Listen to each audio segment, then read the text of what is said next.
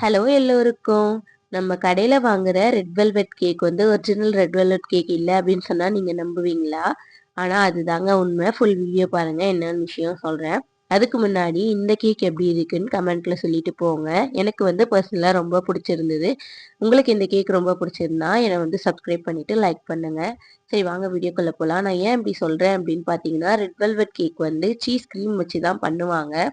Cheese cream வச்சு பண்றதுனால மட்டும்தான் அது வந்து ரெட் வெல்வெட் கேக்குன்னு தனியா ஒரு ரேட் வச்சு சேல் பண்றாங்க.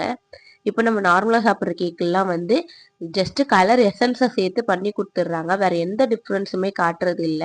சீஸ் கிரீம் வச்சு பண்ணா மட்டும்தான் அது ஒரிஜினல் ரெட் வெல்வெட் கேக்கே ஆகும். பட் வந்து எல்லாருமே அப்படி நானுமே வந்து விப்பிங் கிரீம் வச்சு தான் பண்றேன். பட் ப்ரௌனி வந்து நம்ம அப்படி பண்றது இல்லைங்க. ஒரிஜினல் சீஸ் கிரீம் வச்சு தான் பண்றோம். ஆனா இது வந்து டெலிவரி குடுக்க முடியாது. செங்கல்பட்டு சைட்ல இருக்கவங்க என்ன கான்டாக்ட் பண்ணுங்க. 1 ஹார் 2 ஹார் டெலிவரி இருக்கா மாரி இருந்ததுன்னா நம்ம பண்ணிக்கலாம். நல்லா இருக்கும். டேஸ்ட்டும் சூப்பரா இருக்கும். நான் நெக்ஸ்ட் வீடியோல ரிவ்யூ ஆட் பண்றேன். Thank you.